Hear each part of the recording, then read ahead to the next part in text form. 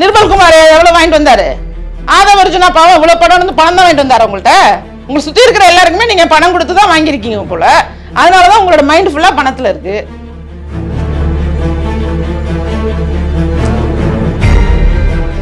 எதிர்காலத்தை பற்றி பேசுங்கன்னு சொல்றேன். இன்னைக்கு நான் தொண்டாவியை கொடுத்து 10 வருஷமா களத்துல நிக்கிறோம்னா பணத்துக்காக நிக்கிறோம், மக்களுக்காக நிக்கிறோம். என்ன பணம்?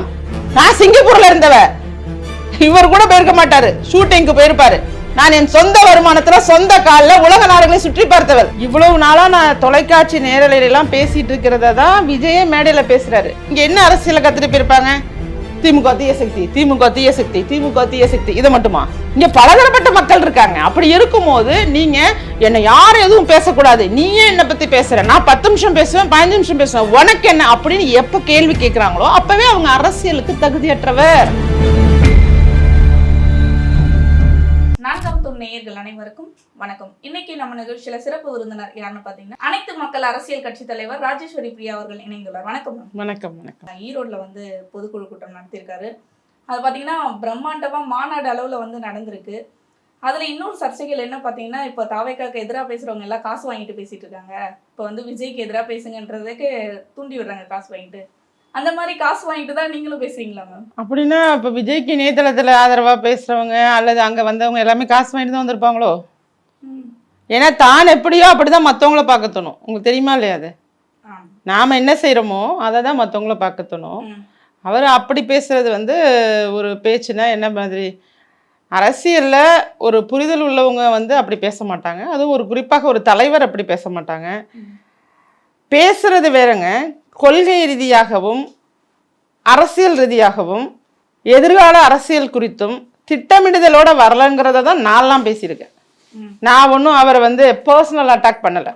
பர்சனலாக பேசுகிறவங்கள பற்றி பேசுறது வேற, புரியுதா? நான் என் மண்ணை நேசிக்கிறேன், என் நாட்டை நேசிக்கிறேன். என்னுடைய இங்கே இருக்கக்கூடிய இளைஞர்களுடைய எதிர்காலத்தில் எனக்கும் அக்கறை இருக்குது. நானும் ஒரு அரசியல் கட்சி நடத்துகிறேன். இங்கே உள்ள பெண்கள் குறித்து, பாதுகாப்பு குறித்தும், இங்கே நடக்கிற சட்ட ஒழுங்கு பிரச்சனை குறித்தும் இப்போ என்ன தெரியுமா நான் சொல்லணும்? இப்போ இவ்வளவு நாளா நான் தொலைக்காட்சி நேரலையெல்லாம் பேசிட்டு இருக்கிறத தான் விஜயே மேடையில பேசுறாரு. எனக்கே டவுட்டா இருக்கு, அவருக்கு என்ன பார்த்து தான் பேசுறாருன்னு. உங்களை பார்த்து காப்பி அடிக்கிறாரு? ஆமாங்க. நான் உங்களுக்கு வீடியோ காட்டவா, ஆதாரம் காட்டவா? நான் என்னுடைய வீடியோக்களை தொகுத்து நீங்களே வேணாலும் நீங்களே வந்து அதிலே டெலிகாஸ்ட் பண்ணுங்க. நான் நேத்து பேசின விஷயத்த கூட வார்த்தை மாறாம பேசியிருக்காரு. இன்னைக்கு என்ன நினைக்க சொல்றீங்க? என்னை பார்த்து காப்பி அடிக்காதீங்க விஜய் சார் நான் சொல்றீங்க. நல்ல விஷயம், மக்களுக்கான விஷயம், அதை நாமளும் சொல்றது அவர் பார்த்து சொன்னாலும் சரி, காப்பி அடிச்சு சொன்னாலும் சரி, நல்லது தானே நான் நினைச்சிட்டு இருக்கோம், அவ்வளவுதான். ஸோ மற்றவர்களை பற்றி பேசலாம். நாங்கள் ஒரு அரசியல் கட்சியாக இருக்கும்போது மக்கள் சார்ந்தும் மண் சார்ந்தும் அவருடைய அரசியல் நிலைப்பாடு சார்ந்தும் கொள்கை இல்லாம, ஒரு விஷன் இல்லாம, மிஷன் இல்லாம, எதிர்கால திட்டம் இல்லாம நீங்க குறை சொல்வதை மட்டுமே அரசியலாக வச்சிருக்காம அந்த குறைகளுக்கான தீர்வையும் சேர்த்து சொல்லுங்கிறது தான் ராஜேஸ்வரி பிரியா பேசிட்டு இருக்கேன். எதா இருந்தாலுமே ஒரு குறைய சொல்லணும் அப்படிங்கிறதெல்லாம் கிடையாது. நீங்க ஏதாவது ஒன்றை பற்றி பேசுங்க. இங்க என்ன பிரச்சனை, அங்க என்ன பிரச்சனை அப்படிங்கிறத சும்மா மேலோட்டமா வாசிச்சு ஒரு பேப்பரை வச்சு வாசிக்கிறதுக்கு பேர் அரசியல் கிடையாது. அந்த அரசியலை நீங்க எப்படி செய்ய வேண்டும்ங்கிறத தான் நான்லாம் கத்துக் கொடுத்துட்டு இருக்கேன். இன்னைக்கும் நான் அறிவுரை சொல்றேன். உங்களுக்கு இப்பதான் தெரிஞ்சிருக்கு ஏன் வந்து புரட்சி தலைவர் எம்ஜிஆர் அவர்களும் புரட்சி தலைவி ஜெயலலிதா அவர்களும் திமுகவை இந்த அளவுக்கு கடினமா பேசினாங்க, தீய சக்தின்னு சொன்னாங்க அப்படிங்கிறதெல்லாம் உங்களுக்கு இன்னைக்கு தெரிஞ்சிருக்குன்னா, இன்னும் நீங்க தெரிஞ்சுக்கணும்னா அதே அதிமுக தலைமையிலான கூட்டணிக்கு வந்து இன்னும் அரசியலை நீங்க கத்துக்குங்கிற. அவர் அண்ணா, எம்ஜிஆர், ஜெயலலிதா அவங்க மட்டும்தான் அந்த வரிசையில வச்சிருக்காரு. இப்ப எடப்பாடி அவர்களை வந்து அவர் இன்னும் வந்து எதிர்த்து பேசுறதோ அவங்க விமர்சனம் செய்ய, அதாங்க அது கூட்டணி வரப்போறாரு. எதிர்காலத்துல அவருக்கு ஒரு திட்டம் இருக்கலாம், அவருக்கு ஒரு அரசியல் கணக்கு இருக்கலாம், அதனால பேசாம இருக்கலாம். ஆனாலும் அவர் வழியில கூட்டணியை பொறுத்த வரைக்கும் இது மாநில சட்டமன்ற தேர்தல். இதுல மாநில கட்சியோட தலைமையிலான கூட்டணின்னு ஒண்ணு வரலாம். இதெல்லாம் ஏற்கனவே வரலாற்றுல நடந்திருக்கு. புரியுதா உங்களுக்கு? யார் தலைமையிலான கூட்டணியோ அதுக்கு ஒரு கூட்டணி வரும். அப்படி இருக்கும்போது இதுல பாஜக இருக்கு நான் வரமாட்டேன் அப்படின்லாம் கிடையாது. திமுகவே பாஜகவோட கூட்டணி வச்ச கட்சி தானே. முதல்ல யார் பாஜகவை தமிழ்நாட்டுக்கு அழைச்சிட்டு வந்தா? திமுக தானே. அரசியல்ல இது அவர் அந்த பதில் சொன்னா புரிதல் இல்லைன்னு அர்த்தம். நீங்க சொல்லக்கூடிய பதில் அதை தான் சொல்றேன். இன்னும் விஜய் அவர்களுக்கு முழுமையான அரசியல் புரிதல் வரணும், அரசியலை புரிஞ்சுக்கணும்.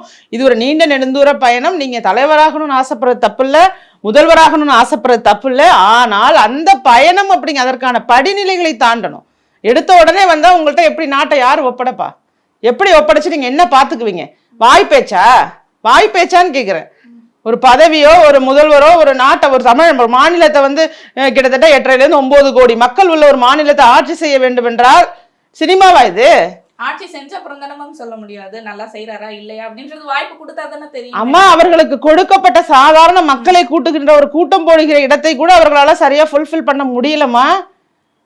நான் வந்து அம்மா 41 உயிர் போன பிறகும் பாடம் கத்துக்கலன்னா அப்புறம் அதற்கு மேலேயே என்னமா அது? நல்ல மாட்டுக்கு ஒரு சூடுதான். புரியுதா உங்களுக்கு? ஒரு நிகழ்வு இத்தனை உயிர் போயிட்டு இதுக்கப்புறமா அவங்க கத்துக்கல, இப்பயும் அவங்க வந்து தண்ணீர் ஏற்பாடு பண்ணல, இப்பயும் அவங்க கூட்டத்தை கண்ட்ரோல் பண்றதுக்கு ஒரு தொண்டரணி போடலைன்னா இவங்கெல்லாம் நான் என்னதான் அப்புறம் எதையுமே காதுல வாங்கிக்காதவங்களா? அப்படி சொல்ல வரலனா.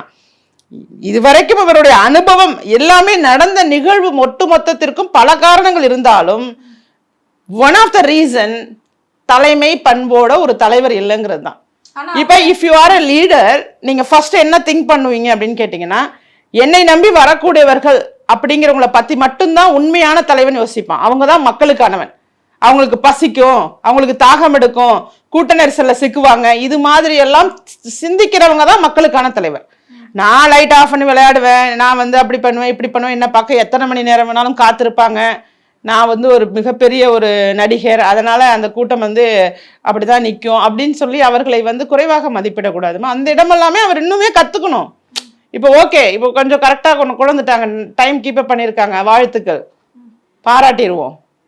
ஏன்னா அவர் சொல்றாரு, நீங்க வந்து இந்த மாதிரியான காரணங்கள்லாம் வச்சு என்னை வந்து முடக்க பாக்குறீங்க, என்னை வந்து இதுலயே அப்படியே விஜயை வந்து முடக்கிடலாம்னு நினைக்கிறீங்க, ஆனா நான் அப்படிலாம் முடங்கிட மாட்டேன், மேல மேல வரும். யாரும் முடங்க சொல்லலமா, கற்றுக்கொள்ளதான் சொல்லிட்டு இருக்கேன். நான் எல்லாம் கத்துக்க தான் சொல்றேன், முடங்க சொல்லலையே. இந்திய அரசியலமைப்புல யார் வேணாலும் அரசியலுக்குள்ள வரலாம், யாருக்கு வேணாலும் தகுதி இருக்கு, திறமை இருக்கு அப்படிங்கிறதெல்லாம் அவங்களே நினைச்சுக்கிறது, அவங்களால முடியுங்கிற அளவுக்கு அவங்க வேலை பார்க்கலாம், மக்கள் சார்ந்து இருக்கலாம். ஆனால் என்ன சொல்ல வர்றாங்க, இப்ப இளைஞர்களை அரசியல் படுத்துதல் அப்படிங்கிற ஒரு இடம் இருக்குல்ல. இப்ப பாண்டிச்சேரிக்கு போனாரு, பாண்டிச்சேரியில அவரை நம்பி ஒரு கூட்டம் வருது, அந்த கூட்டம் திரும்பி போகும்போது ஏதாவது ஒரு செய்தியை எடுத்து செல்லணும்ல. ஒரு தலைவரை நம்பி ஒரு கூட்டம் வருதுன்னா எடுத்து செல்லணுமா இல்லையா? அது என்னத்தை எடுத்துட்டு போயிருப்பாங்க, அவர் என்ன அங்க பேசினாரு, புரியுதா உங்களுக்கு? நான் சொல்வது அதுதான். இப்ப இங்க வர்றாங்களா, இங்க என்ன அரசியல கத்துட்டு போயிருப்பாங்க, திமுக தீய சக்தி, திமுக தீய சக்தி, திமுக தீய சக்தி, இதை மட்டுமா எல்லா பக்கமும் திரும்பி பேசுறாரு. ஆனா அந்த ஊர்ல இருக்க பிரச்சனைகளையும் பேசியிருக்காரு, மஞ்சள்ல இருந்து அங்க அணையில இருந்து பெரியார்ல இருந்து எல்லா பிரச்சனைகளுமே பேசியிருக்காரு. தீர்வு என்ன பண்ண போறோம் அப்படின்னு அதெல்லாம் தீர்வு நோக்கி ஒரு இடத்துலயுமே பேசுனது இல்லம்மா. தீர்வை நோக்கி பேசினா நான் பாராட்டுறேங்கிறேன். நான் தீர்வு நோக்கி பேசினா நான் நிச்சயமாக பாராட்ட தயாராக இருக்கேன். இப்ப அரசியல் பொறுத்த வரைக்கும் ஒரு ஆளுமைக்கு வந்த பிறகு இல்லம்மா தீர்வை நீங்க எக்ஸ்பிளைன் பண்ணாதான் ஓரளவுக்கு அறிவு சார்ந்த ஓட்டு போடக்கூடிய மக்கள் மத்தியில உங்க மேல ஒரு நல்ல அபிப்பிராயம் வரும். அந்த நல்ல அபிப்பிராயத்தை நீங்க ஒரு புதிய அரசியலாக, நவீன அரசியலாக, எல்லா அரசியலும் தேவைப்படுதுதான். நீங்க சொல்றது மாதிரி நீங்க எதிர்ப்பு அரசியலும் தேவைப்படுது. அதே சமயத்துல எப்படி நம்ம துறை சார்ந்து திருத்தம் கொண்டு வரணுங்கிறதும் தேவைப்படுது. இதையெல்லாம் ஒட்டுமொத்தமாக்கி தான் நீங்க பண்ணணும். இதுல பிரதானமாக நீங்க என்ன பண்றீங்கன்னா, இன்னைக்கு இப்ப வந்து லேட்டஸ்டா கட்சி ஆரம்பிச்சிருக்கீங்க அப்படிங்கும் போது இந்த ட்ரெண்டிங்லயே நீங்க இல்ல, நீங்க பழைய ட்ரெண்டிங்லயே இருக்கீங்க. பழைய ட்ரெண்டிங்னா பழைய அரசியல் முறை அப்படிங்கிறது தாக்குதல் அதிகமாக இருந்த காலகட்டத்தை நம்ம இல்லை. இப்ப நான் இதற்கு முன்னதாக சொல்றேன், 30 ஆண்டுகளுக்கு முன்னதாக, 40 ஆண்டுகளுக்கு முன்னதாகலாம் நிறைய வந்து இப்ப கருணாநிதி அவர்களே வந்து இந்திரா காந்தி அம்மையார் எல்லாம் ரொம்ப கொச்சையாகவே பேசியிருக்கிற வரலாறெல்லாம் நம்ம பார்க்குறோம். பெண்களுக்கு நெத்தியில கூட மாத விளக்கு வரும்னு நான் இப்பதான் தெரிஞ்சுக்கிட்டேன், இப்படியெல்லாம் பேசியிருக்காங்க. எதிர்ப்பு அரசியலையும் தாண்டி கொச்சையாக ஆபாசமாக கீழ்த்தரமாக நடந்துக்கூடிய அரசியல் எல்லாமே நடந்திருக்கு. ஆனால் அதெல்லாம் கடந்து காலகட்டம் கடந்து வர்றோம். ஆனா திமுக அதுல வந்து மாறவே இல்லை. திமுக எப்பவும் போலதான் இருக்கும். ராசா அவர்கள் கூட திரு எடப்பாடி கே பழனிசாமி அவர்களுடைய தாயார் குறித்தெல்லாம் மேடையில பேசிட்டாரு. அதெல்லாம் வந்து ரொம்ப தவறு. அவங்க வந்து அப்படியேதான் இருக்காங்க. ஆனால் இப்ப விஜய் அவர்கள் புதிதாக வந்தவருங்கும் போது அவர்கள்ட்ட எதிர்ப்பு அரசியல் அப்படிங்கிறதுல எதனால எதிர்க்கிறோம்? களத்துக்குள்ளே இல்லாதவங்க எல்லாம் பேசுறதெல்லாம் நம்ம காதுலயே. களம் எது? அவர் நிக்கிற பேருந்து களம் கிடையாது, அது பேருந்து. களம் எது? நான் சொல்றதுதான் களம். டெல்டா பிரச்சனைனா வயலுக்கு போகணும், மீனவர் பிரச்சனைனா நீங்க மீனவர் பகுதிக்கு நேரடியா போகணும், மாணவர் பிரச்சனைனா அட்லீஸ்ட் ஒரு 2000 மாணவர்கள் இருக்கிற இடத்துக்கு நீங்க போய் பார்க்கணும். ஒரு ஹாஸ்டல்ல தங்க வசதி இல்லைன்னு சொல்லி நிறைய ஹாஸ்டல் பிரச்சனை அரசாங்கத்தோட பிழையினால ஏற்பட்டதெல்லாம் இருந்துச்சு. அங்க போய் நீங்க நேரடியா சந்திக்கணும். தூய்மை பணியாளர்கள்னா நீங்க தூய்மை பணியாளர்கள் இருக்கிற இடத்துக்கு நீங்க போகணும், அவங்கள வர வைக்க கூடாது. எல்லாமே களம் என்பது களம். அவர் நிற்கிற வண்டியும் பனையூரும் கிடையாதுமா, நிறைய இருக்கு. இதெல்லாம் தெரிஞ்சு அவர் வரணும் அப்படின்னா it will take more time. Maybe அவர் நினைக்கலாம் அவருக்கு இருக்க ஒரு ரசிகர்கள் கூட்டம் இருக்காங்கங்கிறதன் அடிப்படையில் இந்த களத்தை பற்றின ஒரு கலந்தாய்வு இன்னும் நடக்காமல் இருந்திருக்கலாம். பட் களம் எத்தனை நாள் அவங்கள ஃபேஸ் பார்க்கறதுக்கு கூட்டம் கூடுவாங்க. இதே ஈரோட்டில் இன்னொரு தடவை வர்றாருன்னா இதில் பாதி தான் இருப்பாங்க. ஏன்னா அது பார்க்க வந்த கூட்டம்.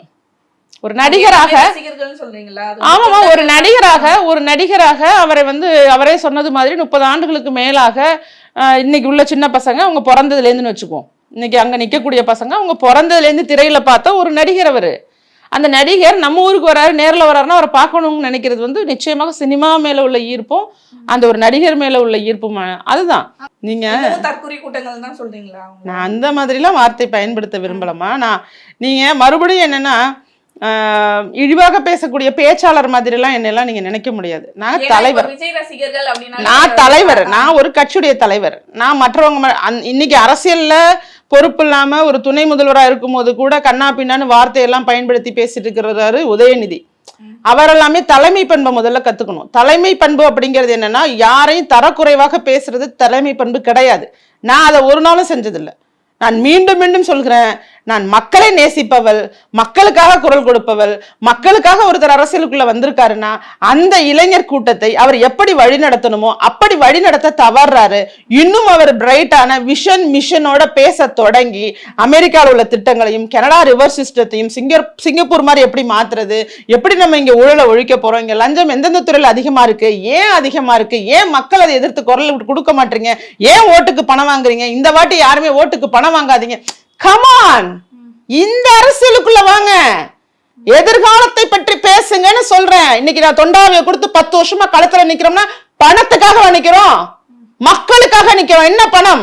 நான் சிங்கப்பூர்ல இருந்தவ, நான் 23 வயசுல 30 நாடுகளுக்கு பயணம் செய்தவ. இவர் கூட போயிருக்க மாட்டாரு, ஷூட்டிங்க்கு போயிருப்பாரு. நான் என் சொந்த வருமானத்துல சொந்த கால உலக நாடுகளை சுற்றி பார்த்தவர். You have to understand. ஏன் ஒரு பெண் இங்க களத்துக்கு வந்தா? அவர் சர்க்கார் படத்துல வெளிநாட்டுல இருந்து வந்தாரு, நான் நிஜ வாழ்க்கையில வந்தேன். சிங்கப்பூர்ல இருந்து நான் நிஜ வாழ்க்கையில வந்தவ. சரியா? போய் என்னோட முகநூல் பக்கத்தை பாருங்க. நான் என்ன கார் வச்சிருக்கேன். 2000 அரசியல் இல்ல, இந்தியாவுக்கு வந்தது 2016. 2013 என்ன கார் வச்சிருந்தேன், 2010 என்ன கார் வச்சிருந்தேன் அப்படிங்கறத நீங்களே போய் பாருங்க. ஜாகுவார் வச்சிருந்தேன், ஆடி வச்சிருந்தேன், போய் பாருங்க. நான் சினிமா நடிகை கிடையாது, புரியுதா? என்னுடைய படிப்பையும் கல்வி அறிவையும் கொண்டு ஒரு வெளிநாட்டுல போய் என்னால சம்பாதித்து வேண்டிய பணத்தை பார்த்தவங்க நாங்க. இங்க வந்து பணத்துக்காக பேசிட்டு இருக்க வேண்டிய நிலை எங்களுக்கு கிடையாது, புரியுதா? அந்த question is wrong, question wrong. முதல்ல தாவேகா வந்து இப்ப எதிரா பேசுறவங்க எல்லாமே திமுக வந்து அவர் பேசுறாருன்னா அதைத்தான் நான் சொல்றேன். அப்ப நான் அதைத்தான் பேசுவேன். அப்ப வந்து IRS இது வாலண்டியர் ரிட்டைர்மெண்ட் கொடுத்துட்டு வந்தாரு. அவர் எவ்வளவு பணம் வாங்கிட்டு உங்க கட்சிக்குள்ள வந்தாரு? I have that question இருக்குல்ல, எனக்கு அந்த கேள்வி இருக்கும்ல. நிர்மல்குமார் எவ்வளவு வாங்கிட்டு வந்தாரு? ஆதவ அர்ஜுனா பாவம் இவ்வளவு படம் வந்து பணம் தான் வாங்கிட்டு வந்தாரு உங்கள்கிட்ட. இன்னைக்கு நிக்கிற அந்த அவர் பேரு தான் வயசானவர் போயிருக்காரு, நாஞ்சல் சம்பத், அவர் எவ்வளவு வாங்கிட்டு வந்தாரு? திரு செங்கோட்டையன் எவ்வளவு வாங்கிட்டு வந்தாரு? உங்களை சுத்தி இருக்கிற எல்லாருக்குமே நீங்க பணம் கொடுத்துதான் வாங்கியிருக்கீங்க போல. அதனாலதான் உங்களோட மைண்ட் ஃபுல்லா பணத்துல இருக்கு. நான் அதை தானே குறிப்பிடுவேன். நிறைய பேர் எங்க கட்சிக்கு வர காத்திருக்காங்க. சரி, அப்ப பணம் கொடுத்து வாங்குவாங்க போல. அப்படிதான் எழுதும். அவர் பேசிய விதம் அப்படி இருந்துச்சுன்னா அது தவறானதுமா, அது தவறானது. யாரோ சொல்றாங்கிறதுக்காக பேசுறதுங்கிறது தவறு. எந்த அளவுக்கு விமர்சிக்கிறோமோ அந்த அளவுக்கு தன்னுடைய தவறுகளை திருத்திக் கொள்பவன் தான் தலைவன். விமர்சனம் இல்லாம ஒருத்தன் தலைவனாவே ஆக முடியாது. என்ன எடுத்துக்குங்களேன், இப்ப நான் ஸ்டாண்ட் பண்றேன், எனக்கு பாசிட்டிவ் கமெண்ட்ஸும் வரும், நெகட்டிவ் கமெண்ட்ஸும் வரும். நிச்சயமா நெகட்டிவ் கமெண்ட்ஸ்ல நாகரிகமான முறையில கருத்து ரீதியாக எனக்கு யாராவது பதிவிட்டு இருந்தாங்கன்னா நான் அவர்களை தலைவணங்கி அதுல சரியா இருந்துச்சுன்னா ஏற்றுக்கொள்ளக்கூடிய ஆள். நிச்சயமாக 100%. அது ஒரு சின்ன குழந்தை சொன்னா கூட அந்த கருத்து சரியானதாக இருந்தால் அதற்கு தலைவணங்கக்கூடிய ஆள் தான். ஏன் என்னை பத்தி பேசுறீங்க, என்னை பத்தி பேச நீங்க யாரு அப்படின்னா, நீ எதுக்கு அரசியலுக்கு வந்த? அரசியலுக்கு வந்தா 4 பேர் 4 விஷயம் பேசதான் ஏன் செய்வான். அதையே ஃபேஸ் பண்ண முடியலன்னா நீங்க நாட்டை அப்படியே கட்டி காப்பாத்தி மேல வந்துருவீங்களா? எல்லாரும் ஒரே மாதிரி இருக்காங்களா? இங்க திருடன் இல்லையா, மொல்ல மாதிரி இல்லையா, கொள்ளடிக்கலையா? இல்ல, இங்க திருடன் இல்லையா, மொல்ல மாதிரி இல்லையா, கொள்ளக்காரன் இல்லையா, கொலை பண்றவன் இல்லையா? கேக்குற, இங்க பலதரப்பட்ட மக்கள் இருக்காங்க. அப்படி இருக்கும்போது நீங்க என்ன யாரும் எதுவும் பேசக்கூடாது, நீயே என்னை பத்தி பேசுற, நான் 10 நிமிஷம் பேசுவேன், 15 நிமிஷம் பேசுவேன், உனக்கு என்ன அப்படின்னு எப்ப கேள்வி கேட்கிறாங்களோ அப்பவே அவங்க அரசியலுக்கு தகுதியற்றவர். அப்படி பேசிட்டாங்களா பாருங்கன்னு சொல்றாரு அவர். அப்படி ஏன் பேசுறேன்னு கேட்டு சொல்லக்கூடாது, அதுக்கு பதில் எப்படி கொடுக்கணும். நான் 10 நிமிடம் பேசினாலும் அருமையாக மக்கள் மனசுல நிக்கிற மாதிரி எனக்கு பேச தகுதி இருக்குங்கிறத பேசுங்க. அதுதான்மா உங்களுக்கு எல்லாம் புரியாது. அரசியல்ல வந்து அவரு ஏன் என்ன பத்தி பேசுறீங்க அப்படின்னா ஒரு சிறுபிள்ளைத்தனமான கேள்வி. அரசியலுக்குள்ள இருந்தா பலர் விமர்சிப்பாங்க. ஒண்ணு 10 நிமிஷம் பேசுறேன், நீங்க 2 மணி நேரம் நின்று பேசி காட்டணும், அல்லது 10 நிமிஷத்துலயே நான் பக்காவா பேசுவேன்னு சொல்லணும். அதை விட்டுட்டு ஏன் கேட்குறீங்கன்னு கேள்வி கேட்க கூடாது. புரியுதா? இப்ப இதெல்லாம் நான் கத்துக் கொடுக்க வேண்டியது இருக்கு. இப்ப ஒட்டுமொத்த அரசியலையும் விஜயோட ரசிகர்களுக்கும் நான் தான் கத்துக் கொடுக்கணுமா? இப்ப அரசியலே உங்களுக்கு கொஞ்சம் கூட அந்த அரசியல் நாலேஜ் இல்ல, இப்போ ஃபர்ஸ்ட்ல இருந்து கத்துக்கணும் சொல்றீங்களா? அரசியல் நாலேஜ் இருந்தா அப்படி கேட்கவே மாட்டாங்களா? அரசியல் நாலேஜ் இருந்தா அப்படி கேட்கவே மாட்டாங்க. என்ன ஏன் அப்படி கேள்வி கேட்கிற அப்படின்னு சொல்ல முடியாது. என் தமிழ் மக்களுக்கு நான் செய்யணும், என்ன இவ்வளவு தூரத்துக்கு வளர்த்து விட்ட, என்ன இவ்வளவு பல இதுகளை வந்து பார்க்க வச்சு ஸ்டெப் பை ஸ்டெப்பா போங்க செய்யணும் அப்படின்றத சொல்றாரு. எனக்கு அந்த பதவி ஆசை வேணும்ன்றது அவர் வந்து வாயில சொல்லவே இல்லை. ஸ்டெப் பை ஸ்டெப்பா போங்க, படிப்படியாக போங்க. எடுத்த உடனே போக முடியாதுங்கிறேன், நானும் முடியாதுன்னு சொல்லி ஆரம்பத்துல இருந்தே சொல்லிட்டு இருக்கேன். எல்லாருக்கும் கனவு இருக்கும், எல்லாரும் அந்த கனவை நோக்கி பயணிக்கலாம். ஆனா அந்த பயணம் என்பது ஒரு நாள்ல, ஒரு மாசத்துல, ஒரு வருஷத்துல நடக்கணும் அப்படின்னு நினைக்கக்கூடிய இடம் அரசியல் கிடையாது. இன்னும் தொடர்ந்து அதிமுக வந்து நேரடியா எதுவும் வந்து விமர்சனம் செய்யல. ஆனா அண்ணா எம்ஜிஆர் அவர்கள் வந்து ஜெயலலிதா அவர்களையும் வந்து இப்ப பேசியிருக்காரு. இதெல்லாம் வந்து தமிழ்நாட்டோட சொத்து, எங்களோட சொத்து, நாங்க வந்து அவங்களை யூஸ் பண்ணிப்போம், நீங்க யாரு தலைவர் எங்க தலைவரை யூஸ் பண்ண கூட சொல்றதுக்கு அப்படின்ற ஒரு கேள்வி வச்சிருக்காரு. அதிமுகவோட கூட்டணிக்கான அச்சாரம் போடுறாருன்னு தான் எடுத்துக்க முடியும். இது எப்படி நம்ம கூட்டணிக்காக அவங்கள வந்து நாங்க பெரியார வந்து கொள்கை தலைவர் ஏமா இன்னைக்கு பிரதான எதிர்கட்சியாக இருந்துட்டு சட்டமன்றத்துக்குள்ள எதிர்கட்சி தலைவராக அந்த கட்சியுடைய பொதுச் செயலாளர் இருந்துட்டு கட்சி ரன் ஆயிட்டு இருக்கு. மிகப்பெரிய அளவுல அவர்களுடைய செயல்பாடுகள் இருக்கு. ஒரு ஆர்ப்பாட்டமோ போராட்டமோ நடத்துனாங்கன்னா தமிழ்நாடு முழுவதும் நடத்துறாங்க. புரியுதா உங்களுக்கு? அவங்களோட கட்டமைப்பு அப்படிங்கிறது இந்தியாவிலேயே மிகச்சிறந்த கட்டமைப்பு உள்ள கட்சி அதிமுக. அப்படியெல்லாம் இருக்கும்போது நீங்க அவங்க இருக்கும்போது அவங்களோட தலைவரை பயன்படுத்துறீங்கன்னா உங்களுக்கு அந்த கட்சியோட கூட்டணி வைக்க விருப்பம்னு தான் எடுத்துக்க முடியும். அவங்க அணுகுமுறை தானே சொல்றாங்க. எப்படி எடுத்துக்க முடியும்? அணுகுமுறை தலைவர்களை நான் இவங்களை வந்து ஏத்துக்கிறேன் அப்படின்ற மாதிரி தலைவரா ஏத்துக்கிட்டாருல்ல, அவ்வளவுதான். மெல்ல மெல்ல தானே வருவாங்க, உடனே சொல்ல முடியாது. வந்துருவாரு, ஆப்வியஸ்லி வாய்ப்பு நிறைய இருக்கு. இப்ப செங்கோட்டையன் அவர்கள் அங்க போய் சேர்ந்திருக்காரு, அதிமுக கூட திருப்பி ஒன்றிணைந்தா இது ஒற்றை மனிதர் அரசியல் கிடையாது இல்லைங்க.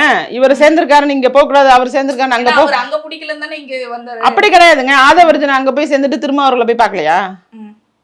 நயினார் நாகேந்திரன் அவர்கள் யாரு? எங்க இருந்தாருமா? நம்ம அதிமுக தானே இருந்தாரு. இன்னைக்கு அவங்க சகஜமா பேசி கூட்டணி பேச்சுவார்த்தை நடத்தலையாமா? அரசியல்மா இது. நீங்க திமுக இந்த அளவு எதிர்க்கணும்னு முயற்சி பண்றீங்கன்னா அதற்கு ஒரு நல்ல வழியாக நீங்க அதிமுக தலைமையிலான கூட்டணியை ஏற்றுக்கொண்டு போகிறது தானே நல்ல வழியா இருக்கும். உண்மையிலேயே உங்களுக்கு மக்கள் மேல பட்டிருந்தா, இப்ப சுயநலமாக எனக்கு பதவி வேணுங்கிற எண்ணம் இருந்துச்சுன்னா வேற தனித்து நிப்பீங்க. இல்ல நான் மக்களுக்காக தான் வந்தேன், தமிழ்நாட்டு மக்களுக்கு நல்லது செஞ்சே ஆகணும் அப்படின்னு நினைச்சீங்கன்னா கணிசமான சட்டமன்ற உறுப்பினர்கள் நீங்க சட்டமன்றத்துக்கு அனுப்பலாமே, அதிகாரத்தை நோக்கி ஒரு அழகான பயணத்தை மேற்கொள்ளலாமே. அது என்ன முடியும்னு அவரே சொல்லட்டும், நான் எப்படி சொல்றது? பொறுத்திருந்து பார்ப்போம். தேங்க்யூ.